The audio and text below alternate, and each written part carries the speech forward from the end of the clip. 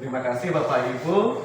Hari ini kita kedatangan tamu yaitu Ibu Sumiati, di mana pada pagi hari ini beliau ini akan memberikan sosialisasi terkait disiplin positif.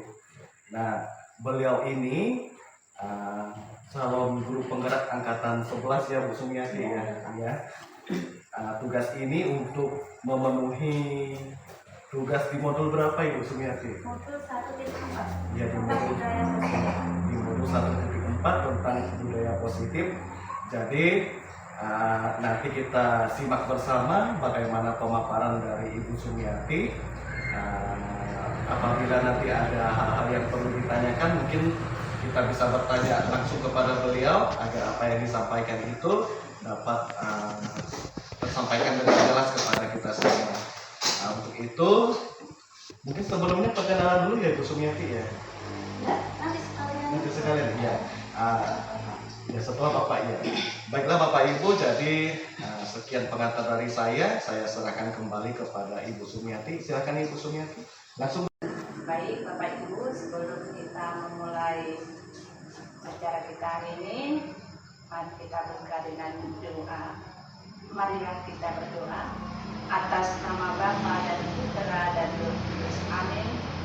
Tuhan yang Maha Baik, pada hari ini kami mengucap syukur dan terima kasih kepadamu atas penyertaan yang Tuhan berikan kepada kami dan juga nafas kehidupan yang masih kami rasakan hingga saat ini. Pada kesempatan kali ini kami mau berdoa dalam persiapan Ibu Kepala Sekolah dalam acara diseminasi budaya positif untuk kegiatan guru penggeraknya. Ya Tuhan, Engkau berkati kami semua di sini, terlebih untuk kepala sekolah, Ibu Kepala Sekolah yang akan membawakan agenda pada hari ini. Semoga Engkau selalu menyertai kami semua. Engkau curahkan Roh Kudus-Mu kepada kami semua di sini, sehingga acara hari ini bisa berjalan dengan lancar. Acara kami hari ini kami serahkan kepadamu, sebab Engkau yang selalu berkuasa hidup sepanjang segala masa. Amin. Atas nama Bapa dan Putra dan Roh Kudus. Ya, terima kasih kepada kita yang telah membuka dengan doa. Ya, saya persilakan Ibu Sumiati mungkin memperkenalkan diri dulu. Terima kasih kepada Selamat pagi Bapak Ibu semua. Pagi. Kurang semangat, mungkin kurang semangat karena sudah siang. Nanti sudah semangat lagi. Nanti ketika saya menyapa Bapak Ibu dengan selamat pagi, Bapak Ibu menjawab pagi, tetap semangat luar biasa. Terus kalau saya menyapanya dengan semangat pagi, berarti Bapak Ibu menjawabnya pagi, tetap semangat, sukses semuanya. Ingat, kalau selamat pagi menjawabnya pagi, sukses semua. Kalau semangat pagi berarti pagi, sukses semua. Selamat pagi. Pagi, tetap semangat, luar biasa. Semangat pagi. Pagi, tetap semangat, sukses semua. Terima kasih luar biasa Bapak Ibu.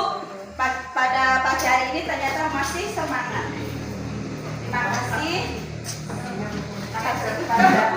kepada Bapak Ibu. Yang pertama, yang terhormat Bapak Kepala Sekolah SDN 48 Pamuan, Bapak Denonius. Yang terhormat Bapak Ibu Guru SDN 48 Pamuan. Pertama-tama saya mau memperkenalkan diri saya dulu. Nama saya Sumiati. Saya sebagai PRT di SDN 41 Nangka. Nah, saya sangat berterima kasih kepada Bapak Denonius karena telah memberikan izin kepada saya untuk melaksanakan kegiatan aksi nyata pada tugas saya sebagai guru penggerak angkatan 11. Saya juga sangat berterima kasih kepada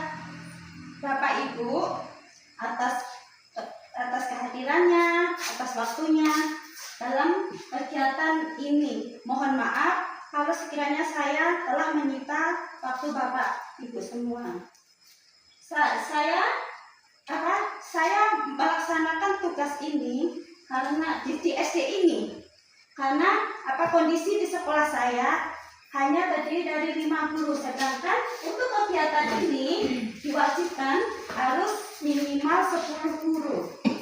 Maka saya meminta izin kepada Bapak Dino, apakah bisa saya melaksanakan tugas saya ini di SD 48. Dan puji Tuhan ternyata Bapak Dinolius memberi izin, dan Bapak Ibu pun saya mengucapkan terima kasih karena telah membantu saya, mendorong saya, memberi motivasi pada saya untuk melaksanakan kegiatan saya ini. Kegiatan saya ini tentang diseminasi budaya positif. Diseminasi itu artinya itu seperti melakukan seminar atau seminar di kelompok kecil yang paling minimal tadi 10 orang. Jadi saya karena tadi ke SD 48 tahun hari ini. Mungkin perkenalan sayanya itu, dan Mbak sekali lagi saya mengucapkan terima kasih kepada Bapak Dino dan ibu guru, Bapak Ibu guru semuanya atas bantuan dan motivasinya kepada saya. Semoga acara ini berjalan dengan lancar. Terima kasih. Silakan lanjutkan materi saja di sini. Baiklah, Bapak Ibu guru, sesuai dengan judulnya pada pagi hari ini, tugas saya yaitu tugas saya sebagai guru penggerak yaitu melaksanakan aksi nyata modul 1.4. Di dalam modul 1.4 ini kami membahas tentang budaya positif. Jadi nanti apa-apa saja materinya nanti saya akan paparkan di dalam aksi nyata ini. Nah, sebelum materinya dimulai, kita membuat kesepakatan kelas terlebih dahulu. Mungkin Bapak Ibu sudah terbiasa membuat kesepakatan kelas dengan siswa. Mungkin waktu pertama kali memulai pelajaran atau per mata pelajaran atau setiap hari kita mau masuk membuat kesepakatan kelas. Nah, untuk menyatakan ini kesepakatan kelasnya sudah ada, Bapak Ibu perhatikan apakah ini kesepakatan kelasnya sudah bisa digunakan atau perlu ditambah atau perlu dikurangi. Menurut Bapak Ibu, untuk kesepakatan kelas untuk kegiatan pada hari ini, yang pertama saling menghormati. Terus hadir dengan penuh perhatian. Berbicara ketika sudah dipersilahkan dan menjadi pendengar yang baik. Dan izin jika meninggalkan ruangan. Kita ada tambahan Ibu Sumiati. Ya. Mengangkat tangan saat menyampaikan pendapat. Mengangkat tangan. Ya. Ketika menyampaikan pendapat. Ya. Terima kasih Bapak Dino. Ada lagi? Mungkin cukup ya? Iya. Terima kasih. Kemudian berlanjut dengan tujuan. Tujuan saya mengadakan diseminasi ini adalah memberikan pemahaman tentang konsep budaya positif dan berbagi pengalaman dalam menerapkannya kepada seluruh rekan guru. Jadi nanti saya akan memaparkan materinya di awal-awal kegiatan ini, terus di akhir kegiatan nanti saya akan berbagi pengalaman. Kemarin saya sudah melaksanakan praktek segitiga restitusi. Jadi nanti Bapak Ibu bisa melihat pengalaman saya dalam aksi nyata melaksanakan segitiga restitusi. Nah, baiklah Bapak Ibu, lanjut sekarang kita langsung masuk saja ke budaya positif. Tapi sebelum masuk materinya ini, baiknya kita biar tidak tegang. Breaking. Nah, breakingnya dari Bapak Ibu guru atau dari saya? Dari saya. Nah, sekarang kita akan mengetes konsentrasi SPPT-nya. Nanti Bapak Ibu ikuti perintah yang saya perintahkan, saya sebutkan. Jadi jangan melihat saya, tapi konsentrasi mendengarkan apa yang saya ucapkan atau perintahkan. Siap Bapak Ibu? Siap. Konsentrasi dimulai. Nah, apa? Konsentrasi dimulai. Ayo silakan. Pegang mata. Ayo. Pegang rambut. Ada yang salah, ayo rambut itu. Dan dengarkan apa yang saya perintahkan. Oh iya. Nanti yang salah ada hukuman. Ayo, pegang telinga. Masih ada yang salah? Pegang mulut.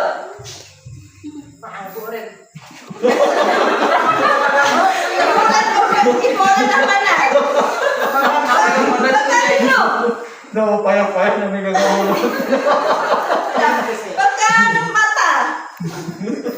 Benar, berarti sudah. Nah, berarti Bapak Ibu sudah konsen semuanya. Kalau begitu kita lanjut saja. Materi yang pertama. Sepertinya yang tak konsentrasi yang di depan ya Bapak Ibu. Disebut mata dipegangnya dagu. Kadang kita akan menguji konsentrasi. Nah, budaya positif. Materi pada pagi hari ini adalah budaya positif. Nah, kalau Bapak Ibu mendengar atau mendengar budaya positif, nah, kira-kira ini pertanyaan pematiknya. Kira-kira apa yang Bapak dan Ibu guru ketahui tentang budaya positif? Kalau mendengar budaya positif, kira-kira menurut Bapak Ibu budaya positif itu apa? Dan seperti apa? Siapa yang bisa menjawab? Nah, kira-kira menurut pendapat Ibu, ya, silakan. Mungkin Ibu Mariani. Pembiasaan yang baik, bagus, benar. Ada jawaban yang lain? Ayo, Ibu. Budaya positif. Mungkin kegiatan-kegiatan yang sering dilakukan di sekolah ya Bu Sumi ya. Ya, kegiatan-kegiatan yang dilakukan di sekolah. Benar, Pak Dino, bagus. Mungkin kegiatan lebih dijelaskan lagi ya Bapak Dino. Mungkin kegiatan itu kan luas kan, cakupannya luas. Makanya bisa dijelaskan atau dispesifikkan kegiatan yang seperti apa yang termasuk budaya positif ini. Mungkin kebiasaan anak-anak memungut sampah mungkin. Oh iya, kegiatan anak memungut sampah itu bukan budaya kan? Karena dilakukan setiap hari kan Pak? Setiap hari. Iya. Kemudian piket. Piket. Nah, itu merupakan termasuk apa budaya positif kan? Iya. Berarti apa kesimpulannya tadi Bapak Dino bisa menyimpulkan? Iya. Budaya positif tadi kan Ibu sudah menyebutkan tentang apa kebiasaan yang baik. Terus Bapak Dino tadi Kebiasaan yang baik yang sering dilakukan itu dilakukannya berulang-ulang dilakukan berulang-ulang sehingga ya menjadi budaya. budaya Iya. atau kebiasaan kan? Iya. Benar. Jawaban Ibu Mariani dengan Bapak Dino benar. Dan jawaban yang lengkapnya. Budaya positif adalah nilai-nilai dan kebiasaan-kebiasaan di sekolah yang berpihak pada peserta didik agar mereka dapat berkembang menjadi pribadi yang kritis, penuh hormat dan bertanggung jawab. Maksudnya ini bagaimana Bapak Ibu? Nah, tadi sudah disebutkan Bapak Dino bahwa apa? Tadi kegiatan-kegiatan yang ada di sekolah yang dilaksanakan apa? Setiap hari kan, setiap hari terus-menerus konsisten kan? Dan akhirnya menjadi apa? Suatu budaya. Jadi budaya itu adalah kebiasaan dan kebiasaan yang positif. Sudah jelas? Mungkin berlanjut. Nah, Bapak Ibu, tadi apa budaya positif dapat dijalankan dengan menerapkan konsep-konsep inti seperti disiplin positif, motivasi perilaku manusia, keyakinan kelas, kebutuhan dasar manusia, 5 posisi kontrol guru dan segitiga restitusi. Nah, kita mulai saja ke materi yang pertama tentang disiplin positif.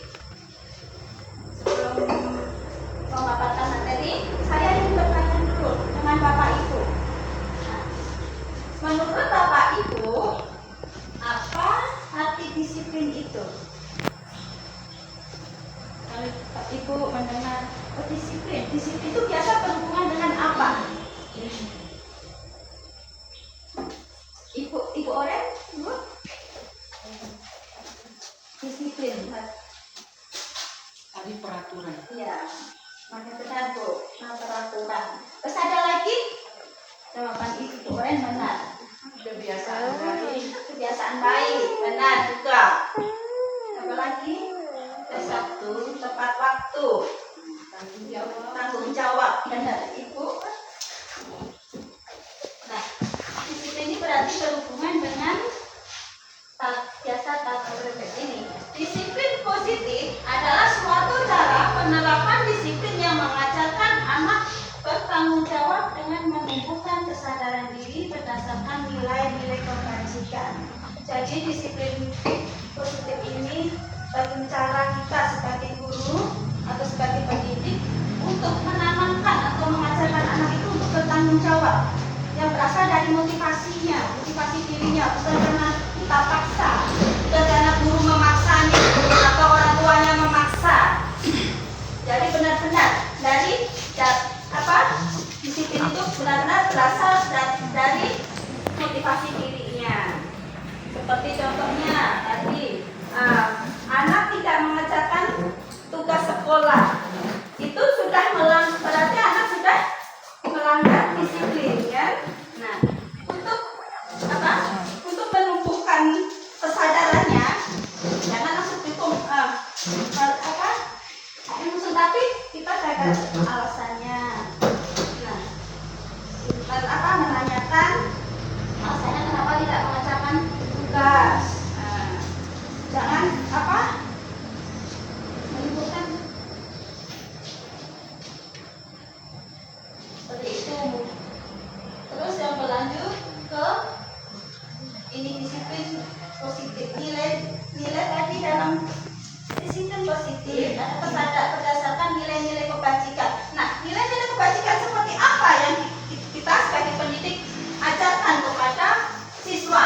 Nah, nilai-nilai kebajikannya ini terdapat dalam karakter profil pelajar Pancasila. 6 karakter profil Pancasila. Nah, Bapak Ibu pasti sudah tahu. 6 karakter profil pelajar Pancasila. Yang pertama adalah beriman, bertakwa kepada Tuhan Yang Maha Esa dan berakhlak mulia. Akhlak mulianya seperti apa? Akhlak beragama. Contohnya seperti apa? Rajin beribadah. Benar, Bapak. Terus Ibu, apa lagi? Melakukan perintah Tuhan dalam firman Tuhan. Melaksanakan perintah ke firman Tuhan. Terus Berdoa sebelum benar. Yang setiap hari kan kita ajarkan atau siswa berdoa dan pulang sekolah. sebelum belajar dan pulang sekolah. Terus yang akhlak pribadi yang menyangkut dengan pribadi anak, bagaimana menanamkannya? Benar apa Bu?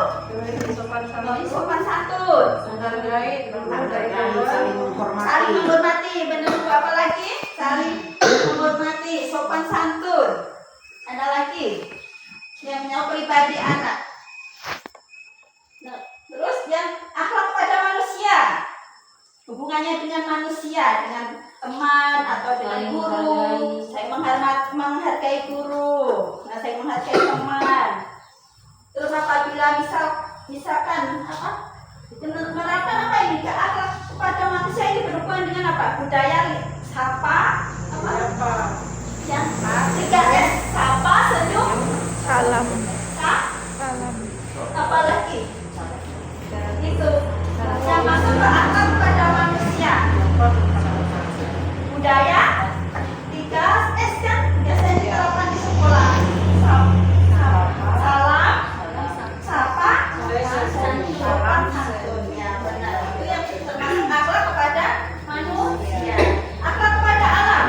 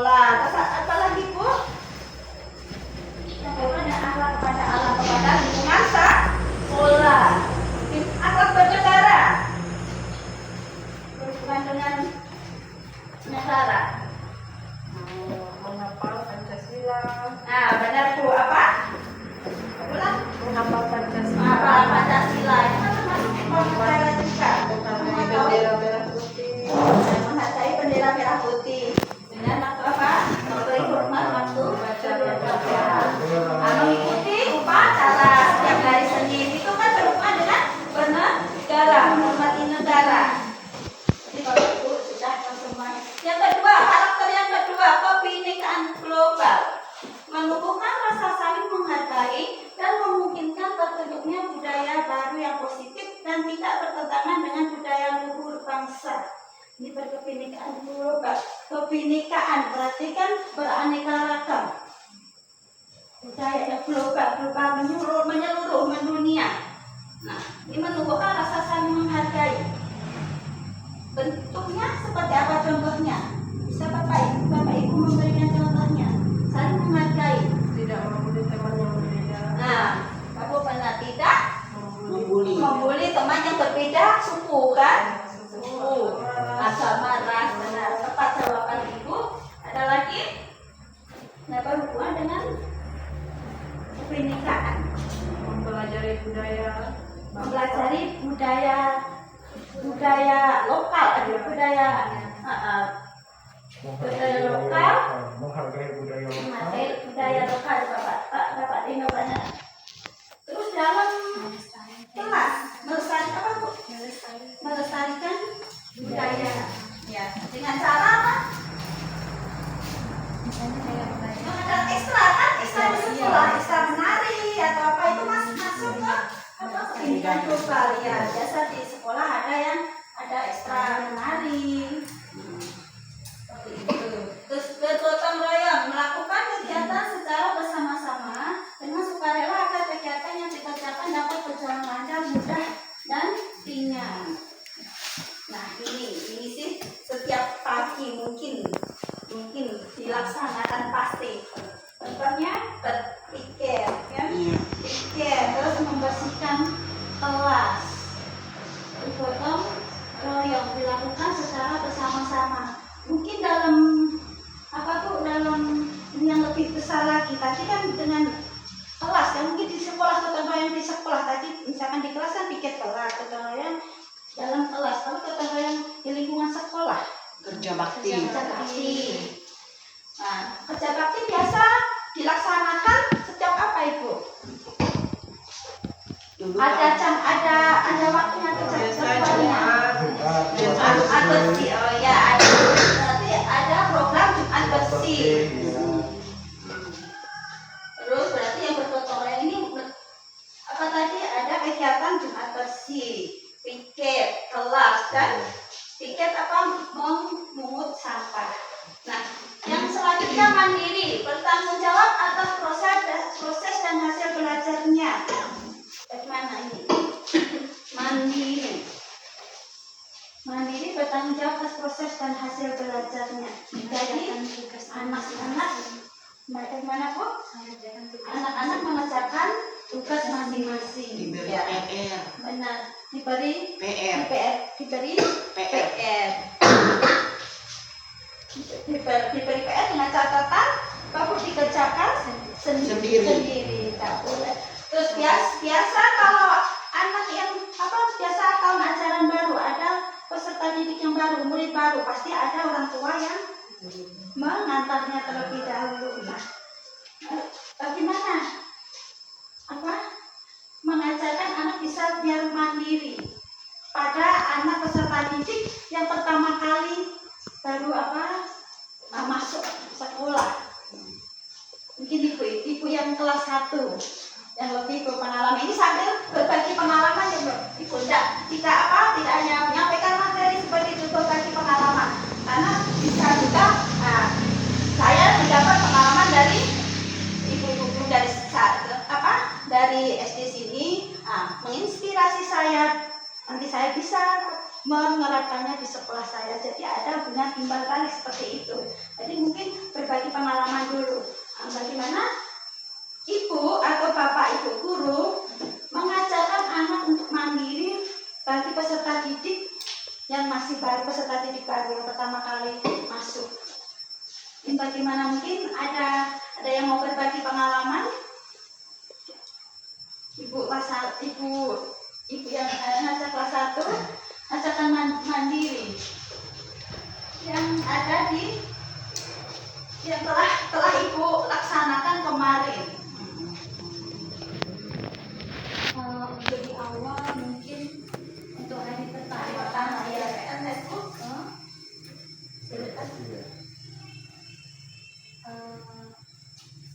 maksudnya di pembelajaran di kelas Iya. Waktu MPLS hari pertama itu mengenalkan lingkungan sekolah. Ya Bu. Terus saya Pengacaraan supaya mandiri.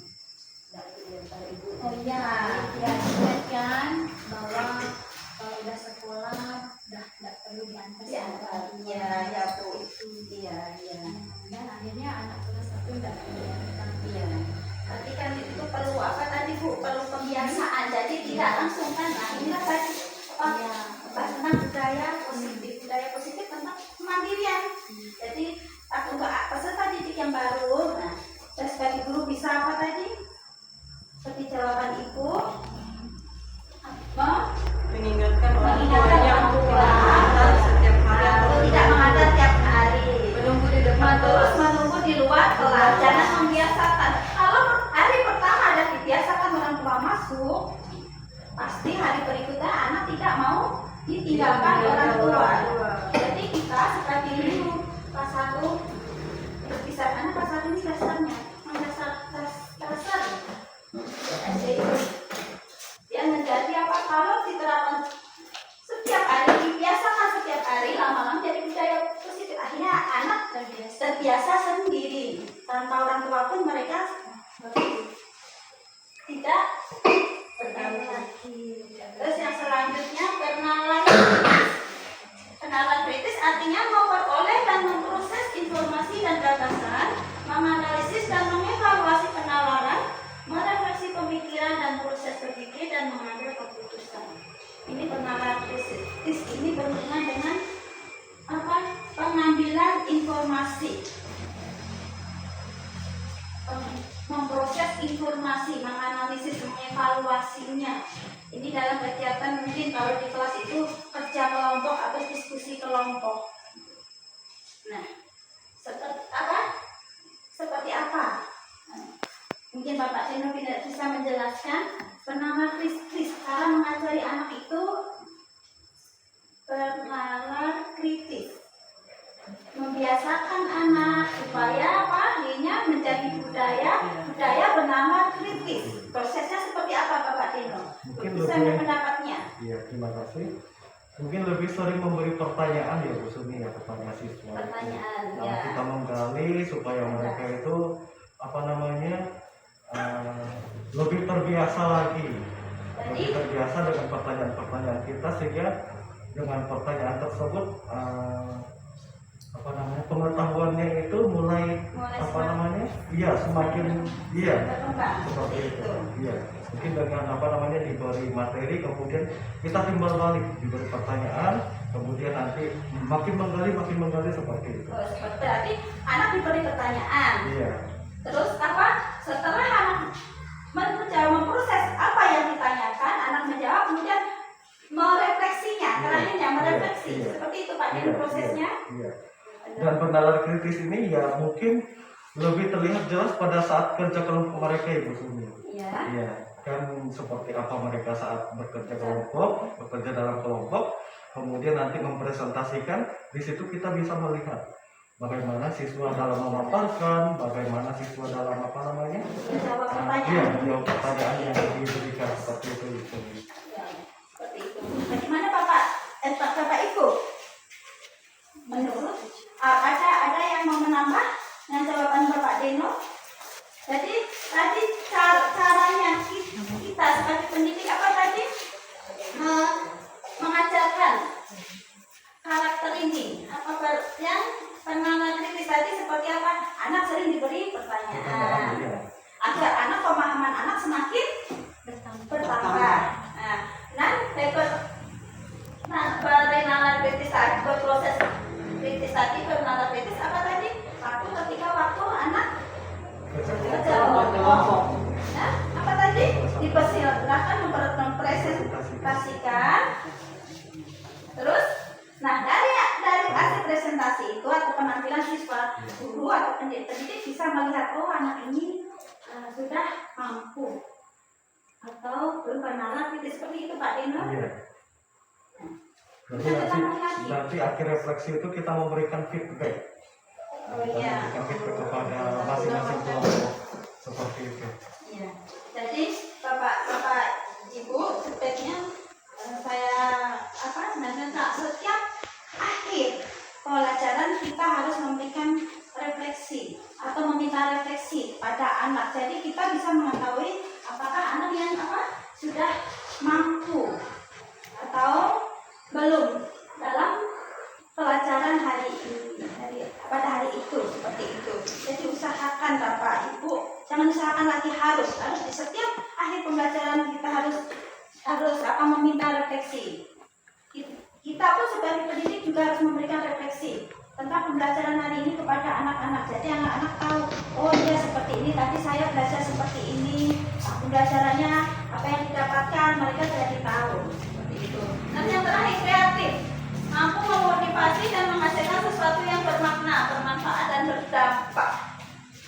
Ayo, kreatif.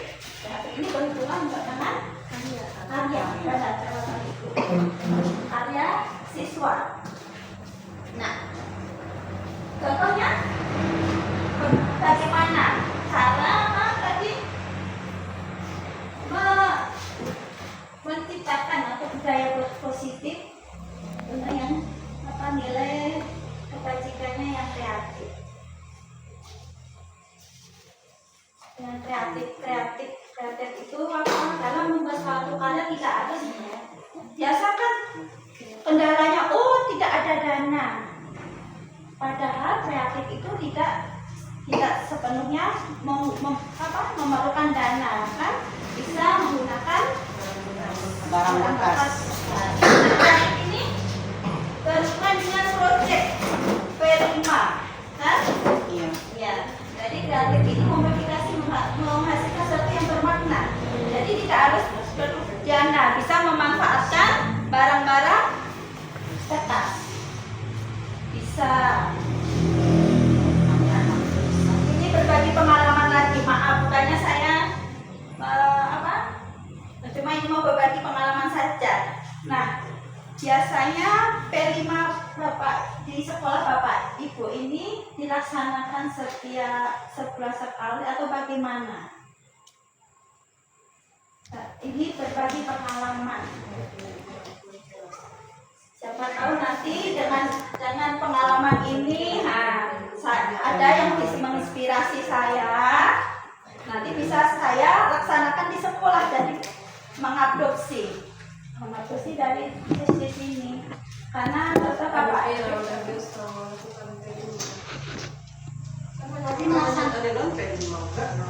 biasa membuat karya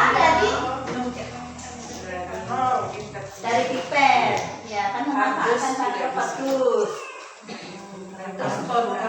botol-botol bekas kan Bu, memanfaatkan. Jadi kita sebagai pendidik mengajarkan anak selain tidak boros menghemat biaya juga dan tadi berhubungan dengan berakar alam, kan, memanfaatkan barang-barang bekas. Seperti itu. Mungkin ada yang mau menyampaikan pendapat tentang apa ini tadi, karakter dalam profil Pancasila, mau menambahi mungkin, Bu, nanti yang kenalan kritis contohnya kurang seperti ini atau bagaimana? Kalau menurut saya Bu,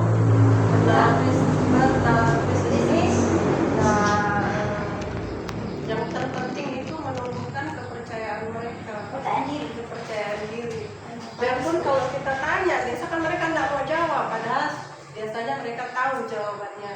Jadi kita rangsang dulu dengan menguji atau apa, supaya mereka percaya diri atau memberikan pengertian kepada mereka bahwa kalau kita bisa memberikan pendapat kita bisa memberikan kemajuan untuk kelas atau untuk diri kita. Kalau menurut saya. Benar, mantap, luar biasa jawaban Ibu. Benar tadi, kenal kritis tadi, benar. Kepada cara menunjukkannya kegiatannya kan yang membiasakannya tadi. Berarti guru harus apa dulu?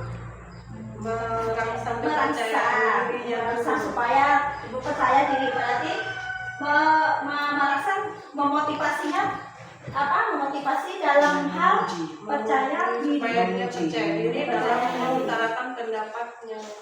atau dalam misalnya mereka bekerja kelompok, mereka tidak malu. Iya, Kan kadang ada berdebat saya dirinya dulu. Bagus. Terima kasih Ibu Sri. Yang lain lagi mungkin ada yang kurang. Ibu Sri bilang menambahkan dari yang bernama kritis. Enak sekali jawaban Ibu bahwa kita sebagai guru harus yang kita lakukan pertama kali kepada anak adalah apa dalam menanamkan motivasi dari dalam diri, yaitu menumbuhkan kepercayaan, menumbuhkan kepercayaan diri kepada Allah. Kuncinya memang itu. Ada lagi? Kalau tidak ada, kita terus selanjutnya. Tapi sebelum materi selanjutnya, kita escripting dulu.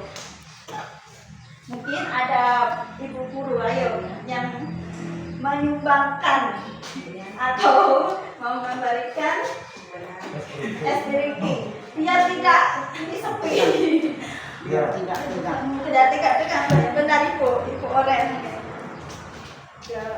Saya briefing sulit. Pak Dewa silakan. Bapak Ibu ayo kita berdiri sama-sama.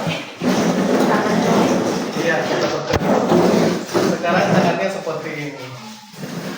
Kalau saya bilang panjang, berarti pendek. Kalau saya bilang pendek, berarti panjang. Kalau saya bilang panjang-panjang, berarti panjang-panjang. Hah? Pendek-pendek ya. Kalau saya bilang panjang-panjang, berarti pendek-pendek ya. Sekarang konsentrasi. Konsentrasi dimulai. Pendek.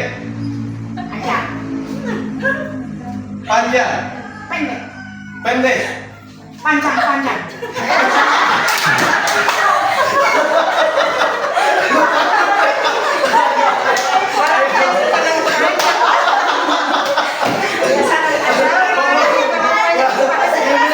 Ini lalu ditambah panjang-panjang. Bu Oren, kalau panjang-panjang bukan tangannya panjang-panjang, malah panjang-panjang. Makin pendek. Iya, panjang lagi. Pendek. Panjang. Pendek-pendek. Ya, masih ada ya. Ya, sekarang ulangi lagi. Panjang. Pendek. Panjang. Pendek. Ibu punya tidak konsentrasi ya. Yang konsentrasi dari tadi. Pendek.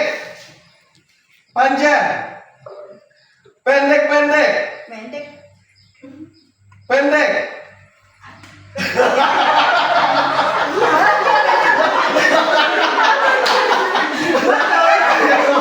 Ayo, ibu kita lalu. Ayo. Panjang. pendek. Yang terakhir. Panjang. Ayo. Ah. Panjang, pendek. Panjang, pendek. Panjang,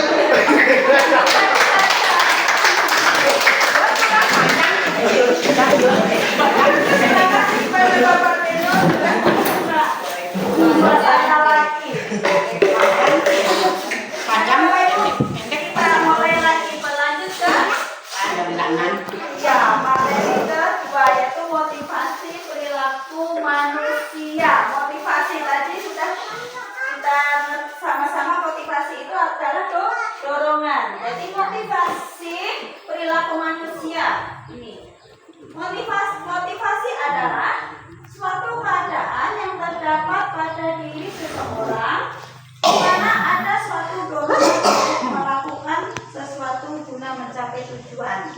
Nih, contohnya saya mau bertanya. Tadi pagi kita bersama, pagi tadi hujan kan Bapak Ibu? Iya. Nah, meskipun hujan, ternyata Bapak Ibu sampai juga di sekolah ini. Tetap di sekolah. Nah, saya tanyakan, motivasi apa? Motivasi apa dari Bapak Ibu ini untuk tetap hadir di sekolah atau tetap masuk di sekolah walaupun hujan deras, tapi Bapak Ibu nyatanya sampai di sekolah sampai sekarang ada di sekolah. Nah, apa yang memotivasi ibu dari rumah tadi walaupun hujan deras ibu tetap berangkat, tetap ke sekolah? Tanggung jawab. Ya, ibu tanggung jawab sebagai tanggung jawab terhadap tugas. Kalau ibu kewajiban menjalankan tugas. Ya, ada lagi mungkin ada motivasi. Anak-anak sudah menunggu saya di sekolah. Alasannya karena kita Tanggung jawab kita. pasti ditunggu anak-anak. Ya. Ada lagi, ayo ibu. Nanti nih motivasi suatu tadi terdapat pada diri seseorang, di mana ada suatu dorongan untuk melakukan sesuatu guna mencapai tujuan. Jadi, contohnya seperti itu. Jawaban itu. Nah, ini 3 motivasi perilaku manusia. Yang satu untuk menghindari ketidaknyamanan atau hukuman. Yang kedua untuk mendapatkan imbalan atau penghargaan dari orang lain. Yang ketiga untuk menjadi orang yang mereka inginkan dan menghargai diri sendiri dengan nilai-nilai yang mereka percaya. Jadi jawaban dari ibu tadi bahwa apa? Ibu tetap pergi ke sekolah atau berangkat ke sekolah karena merasa apa tadi tanggung jawab. Berarti motivasi yang mana? Di antara ketiga ini. Motivasi yang ketiga. Ada yang motivasi pertama untuk menghindari ketidaknyamanan atau hukuman, misalkan, oh aku nanti kalau tidak masuk pasti kena tegur bapak kepala sekolah, nanti kena marah ini. Apakah ada motivasi seperti itu?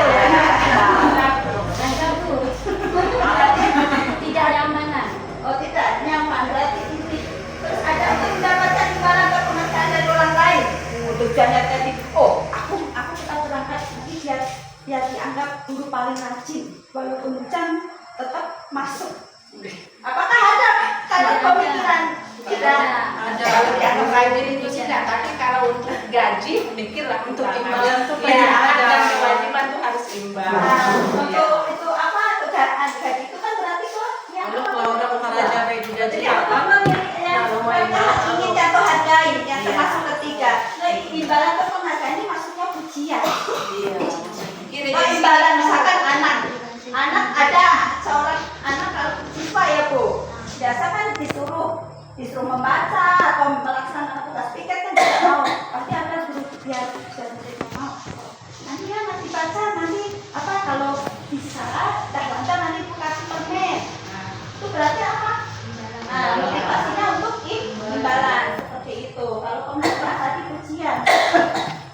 Tadi seperti tadi mau tetap berangkat ke sekolah karena supaya dapat pujian dari temannya. Oh ini guru paling rajin. Nah, kira-kira kalau sebagai pendidik tadi yang ibu bapak apa? Ibu pilih motivasi yang perlu dikembangkan. Ketiga yaitu untuk menjadi orang yang mereka inginkan, menghargai diri sendiri. Kita sebagai pendidik menjadi teladan siswa. Jadi kita pun harus bersikap yang baik. Terus sebagai guru juga usahakan jangan mengurangilah anak-anak motivasi anak itu. Tidak bisa langsung menghilangkan kan ya Bapak Ibu, menghilangkan motivasi anak untuk menghindari ketidaknyamanan atau hukuman tadi. Tak mungkin maksudnya anak tidak mau mengerjakan tugas tadi, terus langsung kita hukum, kan? Nanti anak takut makin tidak mau mengerjakan tugas. Jadi kita harus menanamkan kalau mengerjakan tugas itu adalah memang tugas anak sebagai pelajar. Jangan membiasakan anak mengerjakan tugas karena takut kepada guru, dapat hukuman pada guru, atau karena aku mau mengerjakan tugas nanti kalau saya mengerjakan tugas ibu Sri misalkan mau memberi permen masa saya itu usahakan itu mulai dikurangi. Tapi yang kalau bapak ibu motivasi harus tahu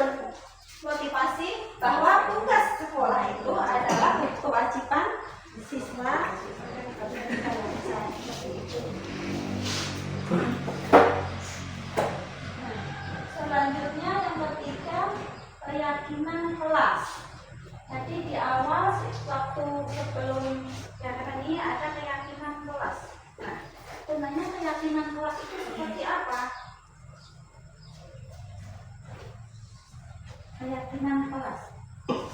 Keyakinan kelas itu sebenarnya aturan kelas yang telah disepakati bersama, sehingga siswa akan lebih bersemangat untuk melaksanakan prinsip atau nilai-nilai yang mereka buat. Jadi kesepakatan kelas ini yang membuat guru dan siswa. Jadi harus melibatkan guru dan siswa. Nah, menurut bayangan ibu, keyakinan kelas itu seperti apa?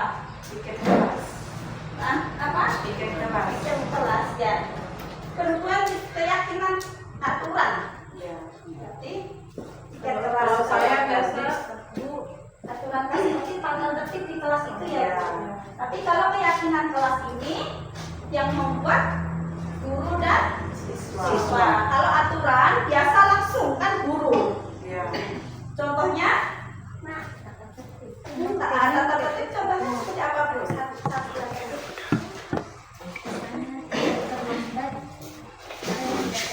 Tidak terlambat masuk kelas. Nah, sekarang keyakinan kelas. Keyakinan kelas tadi tata tertib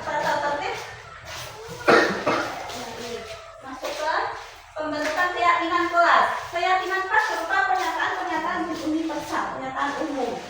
Terus pernyataan keyakinan kelas selalu dibuat dalam bentuk positif. Bedanya tadi kalau tata tertib seperti apa tadi Bu? Tidak terlambat masuk kelas. Sopan Jadi, santun. yang apa Bu? Sopan santun. Sopan santun tata tertib seperti peraturan Bu. Kesepakatan kelas itu peraturan bersama antara guru dan siswa yang dibuat sebelum pembelajaran atau sebelum kegiatan. Ya, kegiatan itu. Kalau saya di dalam kelas sebelum belajar sudah saya kasih tahu ke murid, kita belajar berarti bukan lagi bermain. Ya, berarti tidak boleh bermain pada saat pembelajaran. Itu masih bentuk ada tidaknya, tidak boleh. Berarti negatif harus diubah dalam bentuk positif. Tidak boleh bermain di dalam kelas. Berarti bagaimana mengubahnya biar menjadi kalimat positif? Tidak boleh bermain di kelas. Berarti Bahasanya berarti Pak. Iya. bahasanya yang lebih positif. Seperti tadi tidak boleh terlambat di kelas, berarti datang tepat waktu. Diubah seperti itu menjadi kalimat yang positif. Belajar dengan baik. Ya, tadi baca misalkan tidak boleh membuang sampah. Diubah menjadi Buanglah buanglah sampah di tempatnya. tempatnya. Seperti itu Ibu. Ibu tadi bagaimana Bu? Tidak boleh bermain di kelas. Diubah menjadi kalimat positif. Kira-kira seperti ini. Fokus melihat materi. Ya, apalagi ya. Nanti bisa Ibu terapkan di kelas kan? Konsentrasi Belajar. pada saat pembelajaran. Bagus. Biasa. Bermain di kelas bukan pada tempat Bermain kan bukan tempat bermain kelas. berarti masih ada Masih ada negatifnya bukan? Biasa anak-anak kalau udah di kelas waktu belajar nggak lama keluar ke WC. Jadi itu bagaimana? Itu bisa juga dimasukkan ke keyakinan kelas sebelum belajar.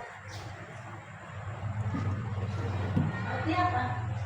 Izin tadi seperti tadi izin keluar kan? Izin keluar ruangan.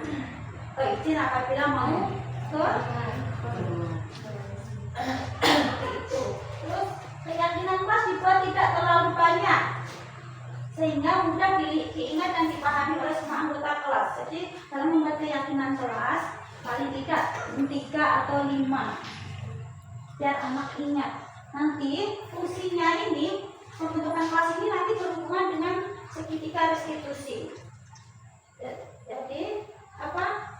Biar anak ingat waktu kegiatan restitusi nanti pasti guru menanyakan keyakinan kelas apa yang sudah kalian buat itu. Tapi nanti materi keyakinan kelas paling belakang ini cara pembentukan keyakinan kelas dulu. Jadi tiap pagi atau tiap ganti pelajaran ibu dengan siswa bisa membentuk keyakinan kelas, bisa untuk sehari itu atau untuk selama belajar selama 1 semester. Itu kesepakatan ibu dengan anak murid. Keyakinan kelas yang selanjutnya, keyakinan kelas hendaknya sesuatu yang dapat diterapkan di lingkungan itu. Karena yang membuat para guru dan murid pasti tahu bagaimana keadaan di kelasnya. Jadi antara kelas yang lain satu dengan yang lainnya pasti berbeda-beda keyakinannya. Tergantung wali kelas dan siswanya. Tidak mungkin misalkan keyakinan kelas yang berhubungan kelas hanya sesuatu yang dapat diterapkan di lingkungan itu. Misalkan keyakinan kelas yang dibuat ibu wali kelas 4 dengan ibu wali kelas 1 pasti berbeda. Nah, tidak mungkin keyakinan kelas yang dibuat oleh wali kelas 4 ini dilaksanakan di kelas 1 pasti ada yang berbeda kan? Tidak berjamakan karena anak kelas 1 itu kan masih masa bermain. Kalau kelas tinggi di kelas tinggi berarti pemikiran sudah berbeda, jadi bisa dibedakan tergantung kita guru bapak ibu guru bersepakat dengan anak murid untuk membuat kesepakatan kelas ini. Kesepakatan kelas ini bisa nanti ibu panggil batua ada mengalami masalah, anak mengalami masalah dan ibu mau menyelesaikan masalahnya, nanti bisa ditanyakan lagi keyakinan kelas apa yang telah kita buat dari awal seperti itu, jadi sebagai bukti. Terus yang selanjutnya semua anggota kelas hendaknya ikut berkontribusi dalam pembuatan keyakinan kelas, jadi semua harus diikutkan. Kalau muridnya 30 lah misalnya, harus 30 itu diminta pendapatnya. Nah, setelah dimintain, pasti ada anak yang sama, nanti didiskusikan sama-sama guru dan murid sampai kesimpulannya seperti itu. Selanjutnya kebutuhan dasar manusia. Konsep inti budaya positif yang keempat yaitu kebutuhan dasar manusia. Ini berhubungan dengan peluang. Apa kebutuhan dasar manusia? Kebutuhan pokok manusia. Makan, sandang, pangan, papan, terus apa lagi?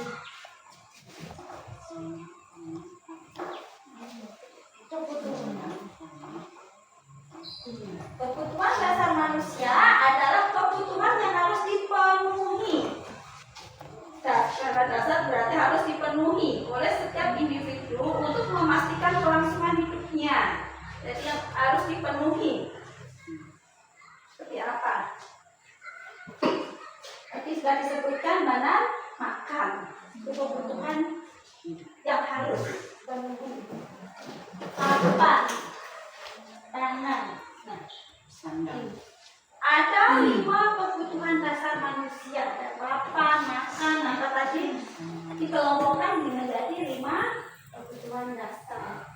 Yang pertama kebutuhan bertahan hidup. Seperti apa kebutuhan bertahan hidup itu?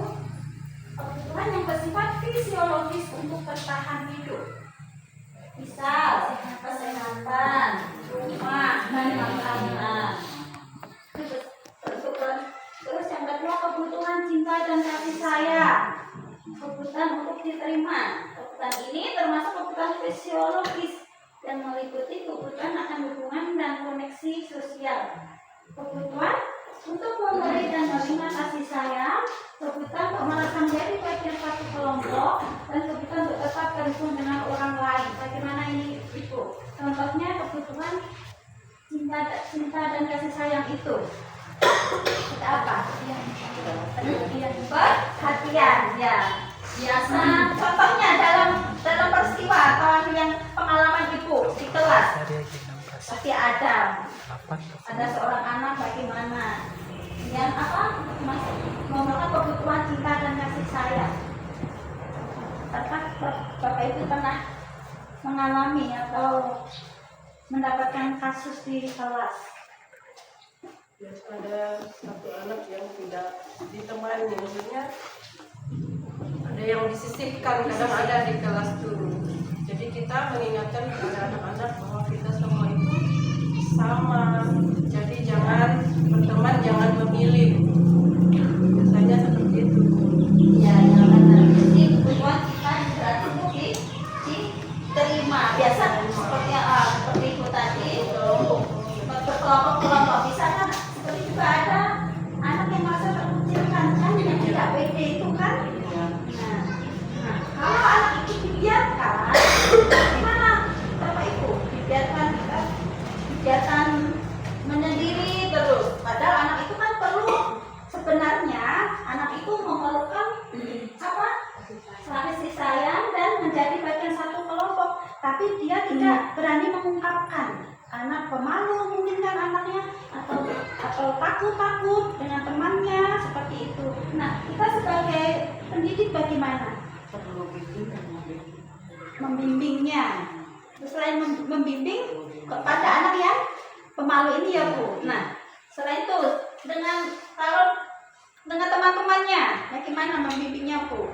Tadi kan temannya kan, anak yang pemalu. Terus untuk anak-anak yang temannya sekelas bagaimana Bu? Supaya bersikap apa tadi? Perhatian dengan anak yang pemalu tadi. Ya, biar tidak menyendiri lagi. Mungkin dengan otomatisnya menasihati anak. Mana? Ibu orang dulu bagaimana Bu? Tadi dulu dengan masih mikir ibu tadi kan menyendiri kan, Nah, biar dia tidak menyendiri kan kita perlu bimbingan kan. iya, perlu bimbingan. Supaya temannya itu bisa menerima kan. Ya, anak itu kan, anak yang pendiam itu membutuhkan apa? Perhatian. Cinta dan kasih sayang yang berupa perhatian. Terus apa? Menjadi bagian suatu kelompok, tetap berhubungan dengan orang lain, kan dia diakui oleh teman-temannya. Jadi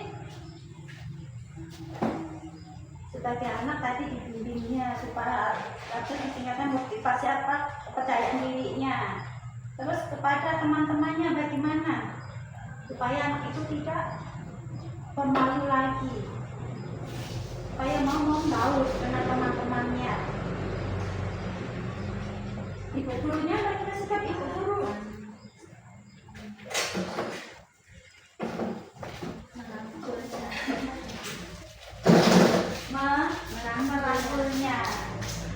Merangkulnya dalam arti apa Bu? Bagaimana Ibu? Mengajak, kan melibatkan setiap ada apa kegiatan di kelas, atau misalkan waktu tanya jawab kan selalu dilibatkan, jadi bisa menimbulkan yang namanya kepercayaan diri. Punya kebutuhan penguasaan, kebutuhan pengakuan atas kemampuan kita ini berkaitan dengan kekuatan untuk mencapai sesuatu, jadi terampil menjadi kompeten, diakui atas prestasi dan keterampilan, didengarkan dan memiliki rasa harga diri. Bagaimana ini maksudnya Ibu? Ada yang tahu? Penguasaan untuk menjadi kebutuhan berkaitan dengan kekuatan untuk mencapai sesuatu, diakui prestasinya.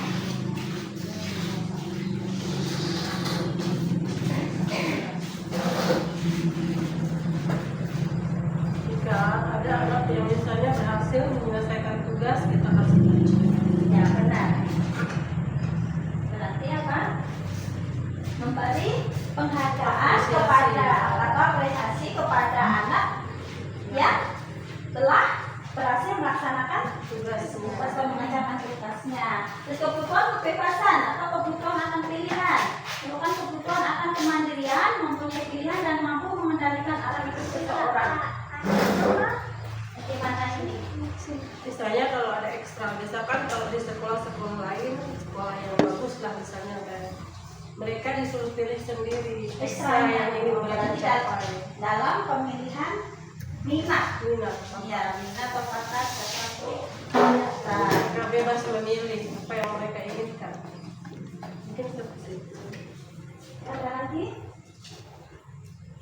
kebutuhan kebebasan. Atau kalau olahraga biasa Bu, saya kasih waktu untuk mereka memilih jam olahraga bebas, jadi mereka pilih olahraga yang sesuai dengan minat mereka. Maksudnya bagaimana Bu, bisa diulangi? Kan kebutuhan kebebasan, mereka bebas memilih. Jadi kalau jam olahraga, contohnya di olahraga Iya, kan pengalaman. ada jam olahraga bebas, jadi mereka bebas memilih olahraga apa yang mereka sukai. Misalnya bulu tangkis. Saya ada yang suka bulu tangkis, ya ke bulu tangkis, olahraga bola, bola seperti itu. Terus yang karena kebutuhan kesenangan, kebutuhan untuk merasa senang, terutama kebutuhan untuk mencari kesenangan bermain dan tertawa. Untuk kesenangan seperti apa?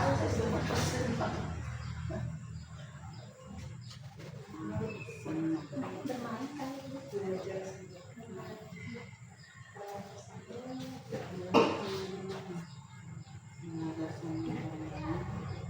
Untuk lebih jelas lagi, ini saya tampilkan suatu kasus. Nanti kita sama-sama analisis sama-sama. Ini berhubungan dengan tadi kebutuhan, 5 kebutuhan dasar manusia. Ini kasusnya.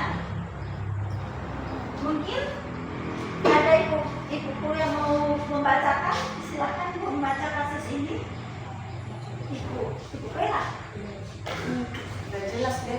Oh, tidak seperti baiklah.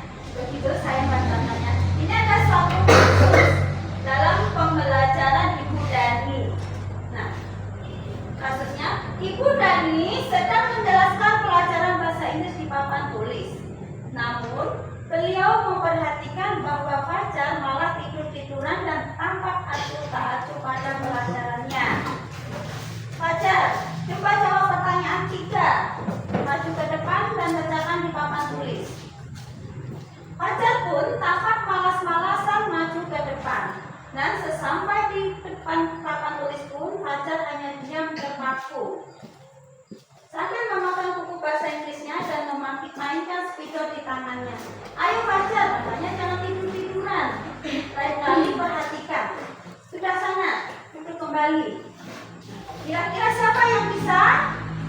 Fajar pun kembali duduk di bangkunya. Hal seperti ini sudah seringkali terjadi pada Fajar. Seperti tidak memperhatikan, acuh tak acuh, dan nilai-nilainya pun tidak terlalu baik untuk pelajaran bahasa Inggris. Pada saat ditegur oleh Bu Dani, Fajar hanya menjawab, "Tidak tahu Bu." Ibu Dani pun menjawab iri, "Gimana Non Fajar, kamu tidak kasihan sama ibu ya? Ibu sudah capek-capek mengajarkan kamu, tidak kasihan sama ibu?" Dan Fajar pun diam membisu. Nah, membaca sikap Fajar, kira-kira kebutuhan apa yang diperlukan oleh Fajar? Tadi ada 5 kebutuhan dasar. Saya untuk mengingat lagi, tadi kebutuhan bertahan hidup, kebutuhan cinta dan kasih sayang, kebutuhan penguasaan, kebutuhan kebebasan, kebutuhan kesenangan. Nah, menurut Bapak Ibu, kasus ini, Fajar ini, kira-kira kebutuhan apa yang diperlukan Fajar? Keempat yang jawaban Ibu dulu. Nomor 4. Yang keempat tadi kebutuhan kebebasan. Merupakan kebutuhan akan kemandirian, mempunyai pilihan dan mampu mengendalikan arah hidup seseorang. Nah, Ibu tadi menjawab nomor 4. Nah, Ibu dari alasan Ibu yang memilih nomor 4 tadi, kalau dilihat dari cerita ini atau masalah ini, apa atau kalimat apa atau apa? Menurut saya mungkin belajarnya tidak sesuai dengan minat dari Fajar, tidak diberi pilihan gitu. Tidak diberi pilihan sehingga Fajar jadi malas. Menurut saya tidak. Ya. Kita tabung dulu jawaban Ibu, jawaban yang lain. Nah, ini Nomor nomor 2 tadi kebutuhan cinta dan kasih sayang. Nah, apa alasannya?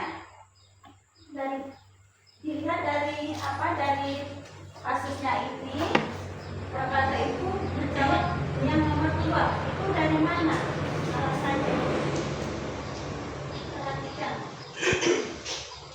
Karena dasar dari ibu gurunya marah dengan Fajar karena dia tidur di sekolah, tidur pada saat jam belajar. Jadi harusnya kalau menurut jawabannya nomor 2 Kasih sayang. ya adanya pendekatan dulu, tanya kenapa dia tidur di kelas. Kan kita tidak tahu, kan mungkin tidak setiap hari dia murid atau siapapun tidur di kelas.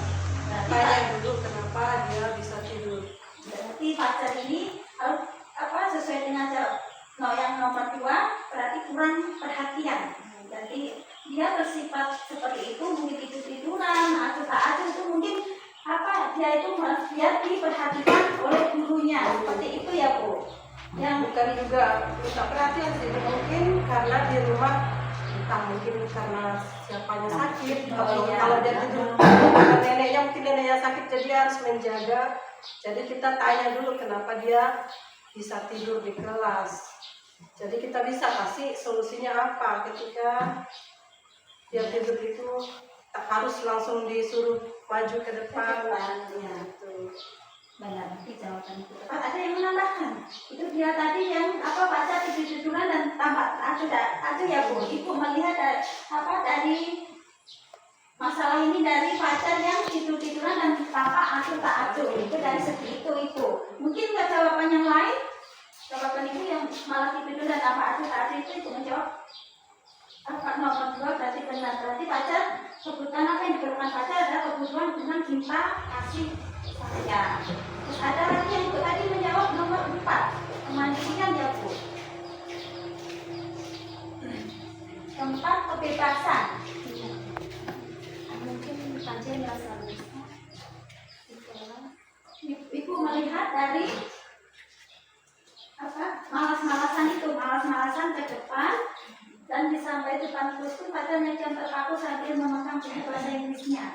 Berarti itu salah satu yang pacar lakukan supaya motivasinya untuk yang ingin pacar peroleh dari gurunya. Malas-malasan tadi. Sebenarnya kebutuhan kebebasan melakukan kemandirian.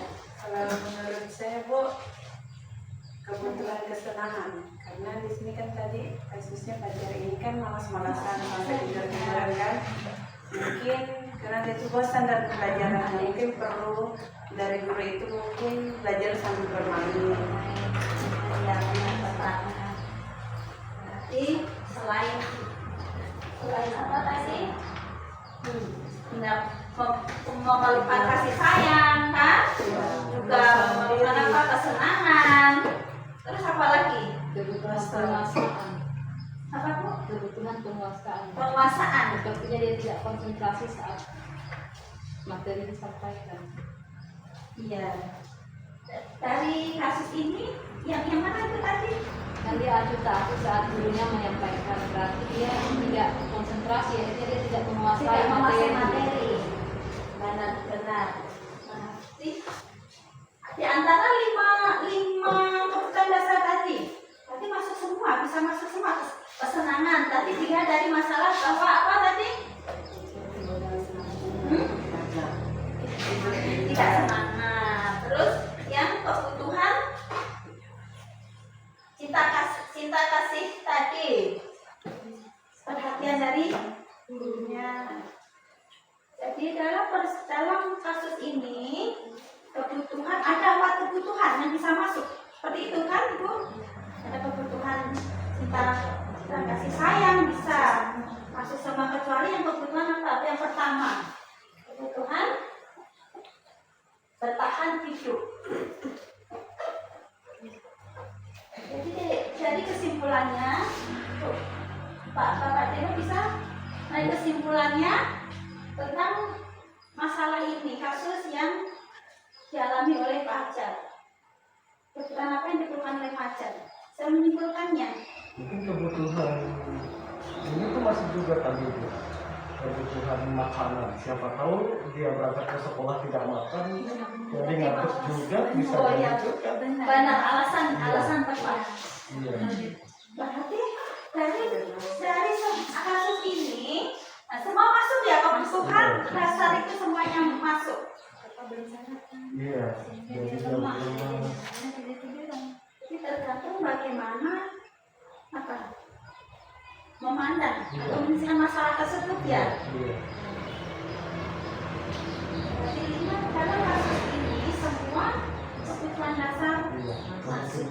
Iya. Lanjut posisi kontrol guru. Nah, sebelum masuk kita speaking kembali. Nah, siapa? Ibu. Speaking Bu, silakan. Siapa yang bisa? Bapak Ibu? Speaking. Kan Purwa Penjastos biasa banyak idenya. Mana kita ini? Ya contoh ayo Bu. Ayo silakan Bu Eka. Sama Bapak tadi. Tidak apa-apa. Tentang konsentrasi. Iya. Baiklah, speaking kita hari ini masih tentang mengetes konsentrasi. Ayo berdiri semua. Nanti kalau saya bilang berdiri berarti duduk.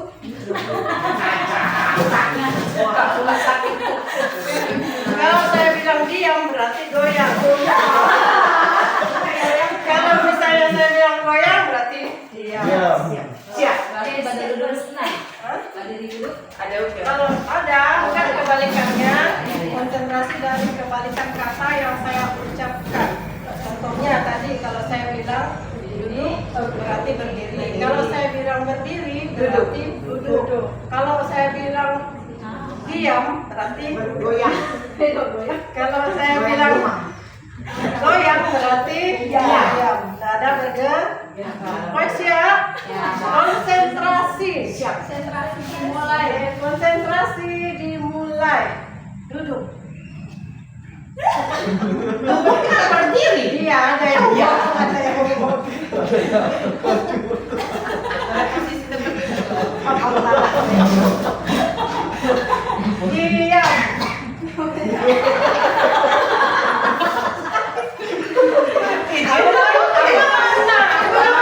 Harus mengecoh, aku mengecoh.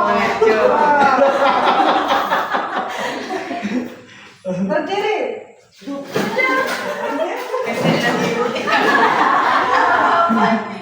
Berdiri. Goyang-goyang. Diam.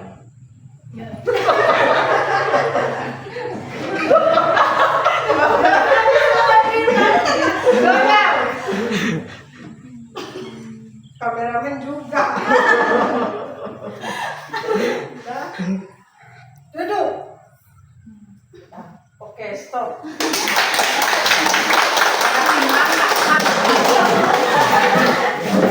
Lanjut lagi. Latihan yang karedo, ini masalah. Yang selanjutnya tentang posisi kontrol guru. Nah, menurut Janet Kosen terdapat 5 posisi kontrol guru seorang guru terhadap siswanya, yaitu penghukum. Nah, posisi kontrol guru ini digunakan waktu apa? Jadi masalah dalam penyelesaian masalah.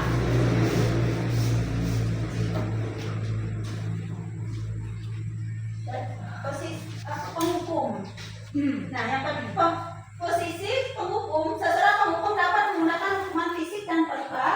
Guru yang menjalankan posisi penghukum biasa berkata, patuhi aturan saya atau awas nanti.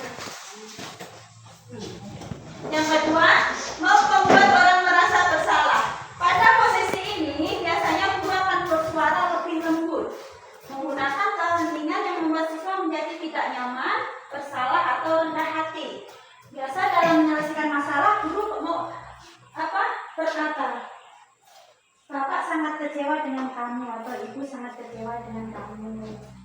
ibaratnya suaranya lembut. Nah, posisi yang ketiga teman. Dalam posisi ini guru tidak akan menyakiti murid, tetapi akan selalu berusaha mengontrol siswa melalui persuasi. Posisi ini dapat berdampak positif dan negatif. Positif berupa hubungan yang terbaik antara guru dan siswa. Contoh kata-kata gurunya, ayo bantulah demi ibu ya. Seperti itu dan teman. Jadi memposisikan guru dan murid itu sebagai teman. Nah, yang keempat, monitor atau pemantau. Posisi pemantau berdasarkan peraturan-peraturan dan konsekuensi dengan memisahkan hubungan pribadi. Pertanyaan yang biasa dilakukan, apa yang telah kamu lakukan? Nah, yang ketiga, manajer. Yang kelima, manajer. Merupakan posisi mentor di mana guru berbuat bersama dengan murid, mengajak siswa, mempertanggungjawabkan perilakunya, mendukung siswa menemukan solusi atas permasalahannya sendiri. Murid diajak menganalisis kebutuhan dirinya dan kebutuhan orang lain. Yang terpenting adalah kolaborasi dengan siswa. Kata-kata yang biasa guru ucapkan. Jika kamu meyakininya, apakah kamu bersedia memperbaikinya? Berarti kita sudah kembali lagi berhubungan dengan keyakinan kelas. Kita mengingatkan lagi kepada siswa apa keyakinan kelas yang ada di awal sudah dibuat. Jadi misalkan contoh kasus masalah. Dalam kasus permasalahan nanti di belakangnya sekalian segitiga restitusi saja. Jadi yang saya sampaikan cuma posisi kontrol guru dalam menghadapi atau menyelesaikan masalah dengan siswa sebagai penghukum. Kalau sebagai penghukum berarti menggunakan hukuman fisik langsung. Tapi aturan saya, awas nanti, misalkan kerjakan tugas ini, kalau tidak kerjakan, nanti pulang terakhir. Atau biasa kalau ada anak, misalkan anak melanggar aturan, terus dihukum keliling lapangan. Seperti itu berarti posisi guru dalam menyelesaikan masalah sebagai penghukum, memberikan hukuman bentuk fisik atau verbal. Nah, kelemahannya kalau diberi hukuman itu biasa apa efeknya terhadap anak? Kalau hukuman fisik biasa membuat anak seperti apa? Takut, trauma, kan? Nah, trauma bisa 10 tahun lagi misalkan anak udah lulus, bertemu pasti masih ada teringat. Nah, seperti itu. Jadi kita sebagai guru tidak boleh menggunakan hukuman fisik untuk menyelesaikan masalah anak.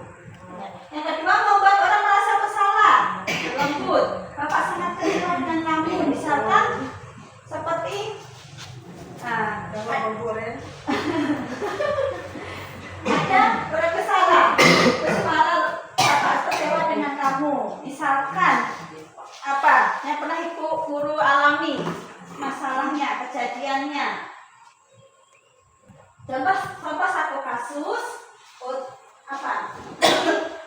posisikan sebagai penghukum membuat merasa bersalah teman. Contoh saja satu contoh kasus.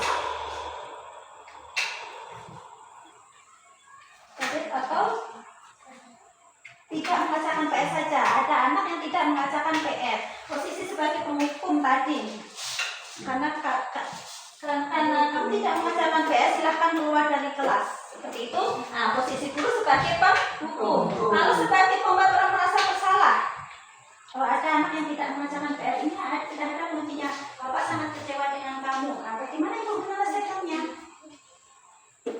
Kata-kata yang ibu sampaikan. Biar dia tidak merasa bersalah, itu gimana? Contoh apa yang ucapkan? Mungkin gini, bagaimana sih kamu, Bapak sudah susah-susah menjelaskan, tetapi kamu tidak memperhatikan di depan kelas. Ya, benar. Tadi Pak Dino membahas satu kasus. Kasusnya kan tidak mengerjakan kelas. Tidak mengerjakan tugas. Nah, cara menyelesaikan tadi sebagai penghukum kan, silakan kamu keluar karena tidak mengerjakan tugas. Dan sekali yang membuat orang bersalah, bagaimana? Bapak seperti itu. Tolong bantu Bapak. Ya, supaya di dalam kelas memperhatikan karena Bapak sudah susah-susah menjelaskan, sudah susah-susah apa namanya, iya. Mungkin seperti itu Bu Sumi, karena biar merasa bersalah Ya, ya, kamu tidak mau memperhatikan. mengerjakan, Ya, tidak ya, mau. masih bermain.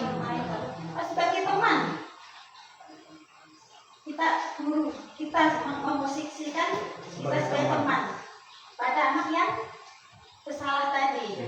Berarti ayo bantu Bapak supaya tidak dimarahkan tidak dimarahkan oleh kepala sekolah, jadi seperti itu Bu Sumi. Bisa, silakan Bu. Ayo bantu Bapak. Supaya Kerjakan tugas ini. Nanti kalau Bapak kepala sekolah, kepala sekolah melihat seperti itu kan, Iya. atau mengobservasi atau Iya. apa, nanti Bapak tidak kena marah Iya. seperti itu. itu memposisikan sebagai sebagai teman. Jadi teman itu. Berarti sama saja dia minta bantuan seperti itu Bu Sumi. Ya benar, caranya Pak Tino. Terus kalau sebagai pemantau itu apa yang telah kamu lakukan? Bagaimana? Memposisikan kita sebagai pemantau.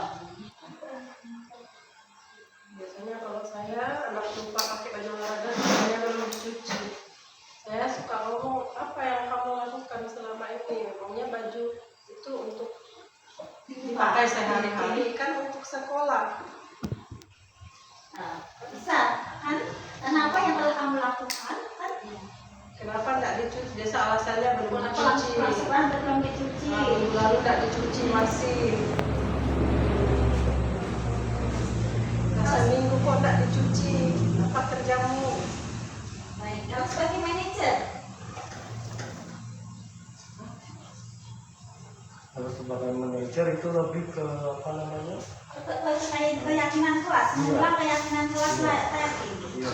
Memperbaiki kesalahan. Baik kesalahan ya. Dan siswa itu tidak di apa namanya?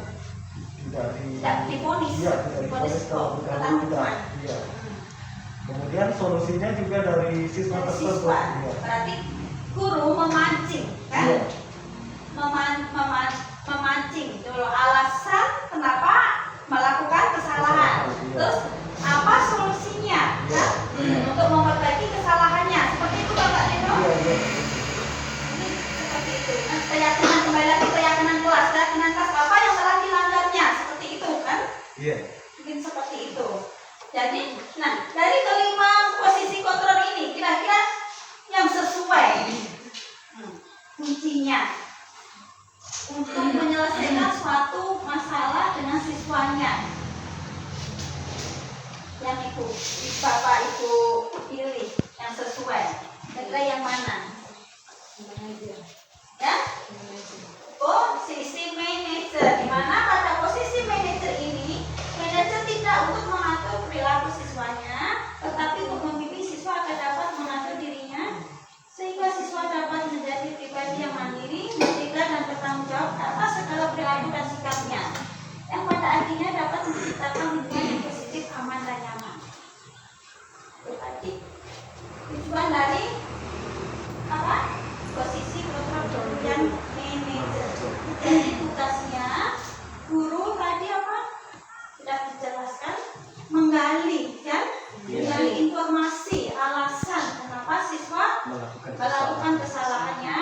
Kemudian guru mengarahkan atau membimbing siswa mencari solusinya. Solusi terhadap apa yang telah dilakukannya atau dilanggarnya. Yang terakhir, nah, guru dan siswa saling mengingatkan tentang kesepakatan kelas. Itu. Yang terakhir, seketika restitusi. Menurut dosen, restitusi merupakan proses menciptakan posisi bagi siswa untuk memperbaiki kesalahan mereka, sehingga mereka bisa kembali pada kelompoknya dengan karakter yang lebih kuat. Restitusi dapat membantu siswa menjadi lebih mempunyai tujuan, disiplin positif dan membolehkan dirinya ketika berbuat kesalahan. ciri-ciri restitusi. Restitusi bukan menebus kesalahan, tetapi untuk belajar dari kesalahan. 2. Restitusi memperbaiki hubungan. 3. Restitusi adalah tawaran, bukan paksaan. Restitusi menuntut untuk melihat ke dalam diri. Restitusi mencari kebutuhan dasar yang mendasari tindakan. Restitusi ada cara yang terbaik, dan restitusi fokus pada karakter bukan tindakan. Tujuannya restitusi tidak ada menguatkan. Ini dari tema ini, apakah sudah jelas Bapak Ibu? Artinya ini, segitiga restitusi, ada 3 tahapan segitiga restitusi, yaitu sisi menstabilkan identitas. Bagian dasar dari segitiga yang bertujuan untuk mengubah identitas anak dari yang gagal karena melakukan kesalahan menjadi orang yang sukses. Contoh kalimat yang digunakan, berbuat salah itu tidak apa-apa, tidak ada manusia yang sempurna, kita bisa menyelesaikannya. Bapak tidak tertarik untuk mencari siapa yang salah, tapi Bapak ingin mencari solusi dari masalahnya. Contohnya tadi, ini anak yang tidak mengerjakan PR. Nah, kita sebagai guru jangan langsung menghukum, tapi anak dirangkul dulu seperti tadi, karena merangkul kan anak didekati, ditanya ini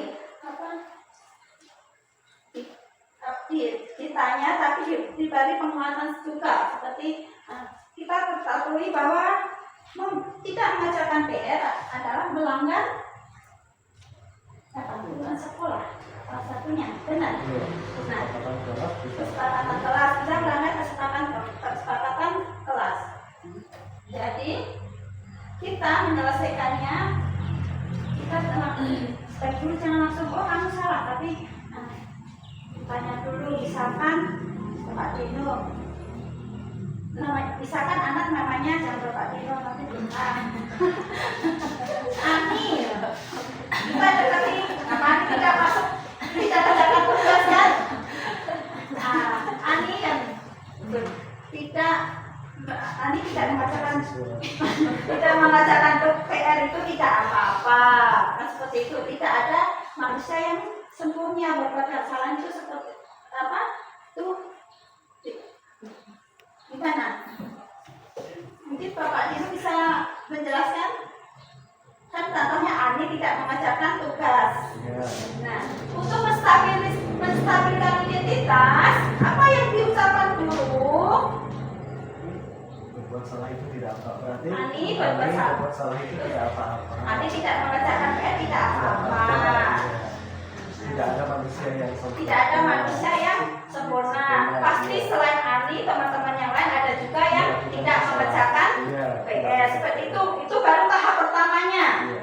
Pertanyaan yang harus ditanyakan kepada anak. Yang kedua, sisi validasi tindakan yang salah. Restitusi tidak menyarankan guru berbicara kepada siswa bahwa melanggar peraturan adalah sikap yang baik. Tetapi dalam restitusi harus memahami alasannya dan memahami bahwa setiap orang pasti melakukan hal yang terbaik pada waktu tertentu. Untuk itu diperlukan validasi terhadap perkenalan dari siswa dengan menggunakan kalimat berikut. Padahal kamu bisa melakukannya, yang lebih perlu dari ini ya, kamu pasti punya alasan mengapa melakukan hal itu. Kamu boleh memperhatikan sikap itu, tapi harus kamu menambahkan sikap baru. Nah, ini lanjutan pertanyaan dari guru tadi.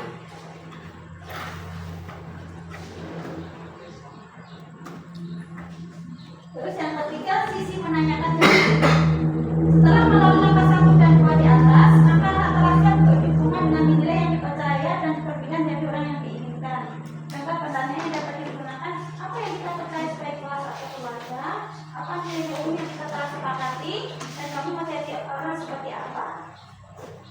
Itulah Bapak Ibu rangkaian atau langkah-langkah tindakan yang kita perlukan dalam menyelesaikan masalah dengan anak.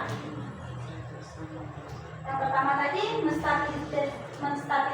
menstabilkan identitas.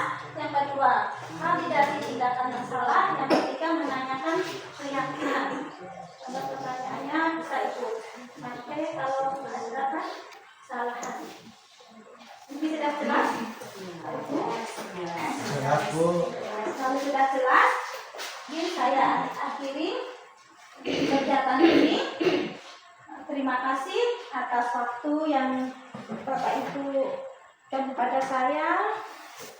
Terima kasih atas motivasinya, dukungannya kepada saya. Terima kasih, selamat bertemu kembali di kesempatan yang lain. Terima kasih, selamat siang Bapak Ibu. Siap. Terima kasih Bu Sumi.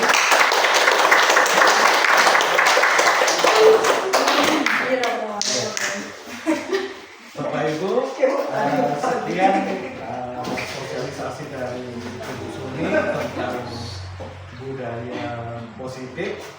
Saya ucapkan terima kasih karena Ibu Sumi sudah bersedia memberikan pemaparan tentang seperti apa budaya positif tersebut. Jadi semoga informasi ini bisa kami terapkan nanti di sekolah kami. Untuk menutup kegiatan kita pada pagi hari ini sudah siang ya Bapak Ibu ya. Pada siang hari ini kita minta kepada Ibu Surya untuk menutup dalam doa. Kami silakan.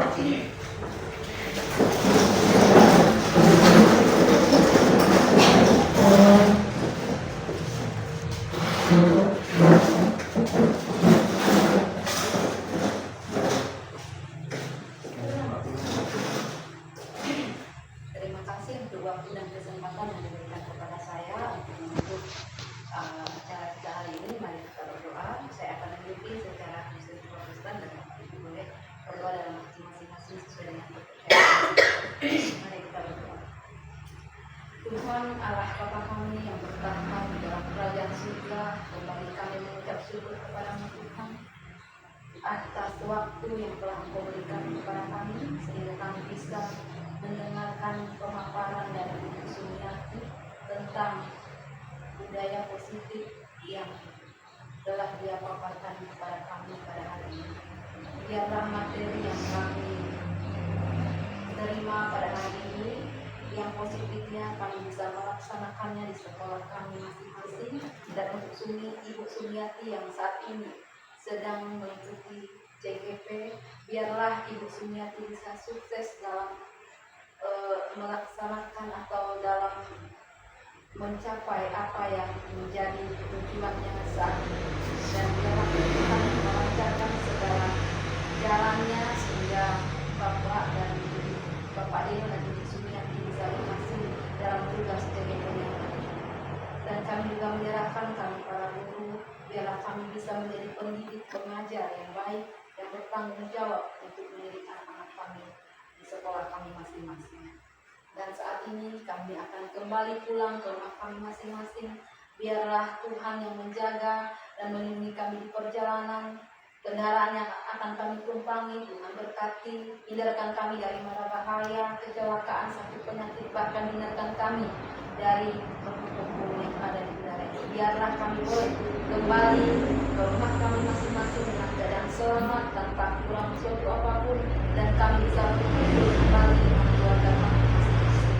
Terima kasih Tuhan, seluruh hidup kami, seluruh aktivitas kami kembali pada hari ini kami serahkan ke dalam tangan masing-masing. Terima kasih Tuhan, hanya di dalam nama-Mu kami berdoa dan mengucap syukur kepada Bapa